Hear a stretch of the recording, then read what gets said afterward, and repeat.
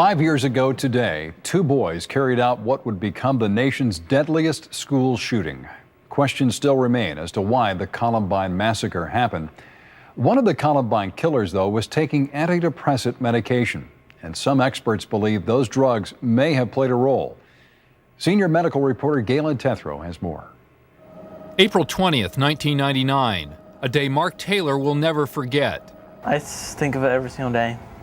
And he's got the scars to prove it. What all these are from? This is a cut when they were opening me to see if they can find the bullets inside of me, to see if it had hit any major arteries in my body. That was the day Taylor was hit by more than a dozen rounds fired by gunman Eric Harris at Columbine High School. Taylor just barely survived the rampage in which Harris and fellow student Dylan Klebold carried out the nation's deadliest school shooting, killing 12 students and a teacher before shooting themselves. 5 years later, questions remain as to why they did it. Mark Taylor's convinced it has to do with medications like this, antidepressants called SSRIs. That's short for selective serotonin reuptake inhibitors. Eric Harris was on an SSRI. Autopsy reports show he had the antidepressant Luvox in his system at the time of the Columbine shooting. Harris had been taking the drug since early 1998, and just 3 months before the Columbine killings, his dose was doubled. Taylor thinks Luvox triggered Harris's attack on Columbine and is now on a crusade to ban the drug and others like it. SSRI antidepressants hit the headlines in March when the Food and Drug Administration issued a health advisory on 10 popular types. With more than 150 million prescriptions written in the U.S. alone yearly, the names are quite familiar: Prozac, Paxil, Zoloft, and the list goes on. The FDA is now concerned about clinical trials where some patients taking the drugs demonstrated increased hostility and more suicidal thoughts. I think these drugs are far too deadly to remain on the market. Dr. Ann Tracy is the director of the International Coalition for Drug Awareness. She says the way SSRIs work makes them deadly. They regulate a chemical in the brain called serotonin, a neurotransmitter that plays a role in mood and behavior. Infamous crimes have been committed by people on SSRIs. Andrea Yates, convicted of killing her children in Texas, was on Effexor. 19-year-old Corey Badsgard had just increased his dose of SSRIs when he walked into his high school carrying a loaded rifle. I was getting pretty low, like rock bottom. Suicide was a constant thought that I was having. In early February, Food and Drug Administration advisors discussed concerns about the unknown effects of the drugs on children and the fear that some antidepressants may increase suicidal tendencies.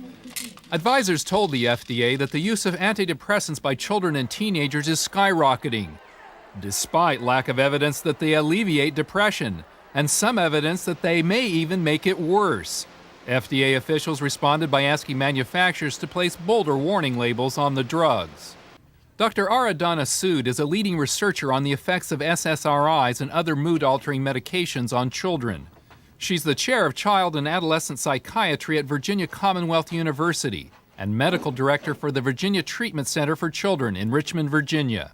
I feel that we have known for at least a decade that selective SSRIs do cause what is called a hypomanic disinhibition, meaning that in certain children, they will produce a heightened sense of impulsiveness.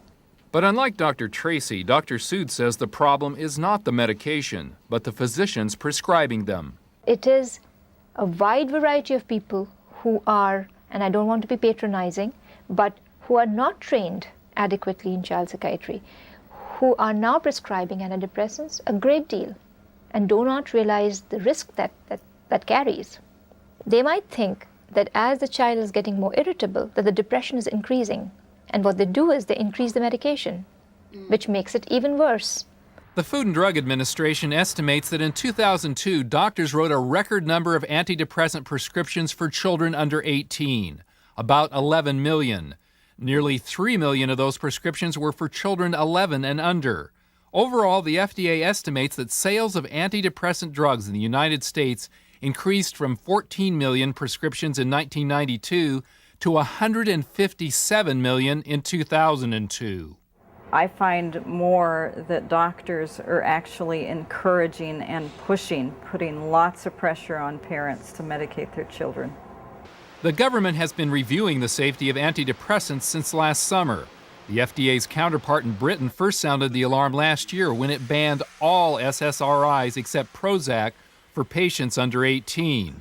Taylor says he hopes the U.S. will eventually do the same, but until then, he'll be working toward that goal. This is a mission that I can't stop. I want to stop it.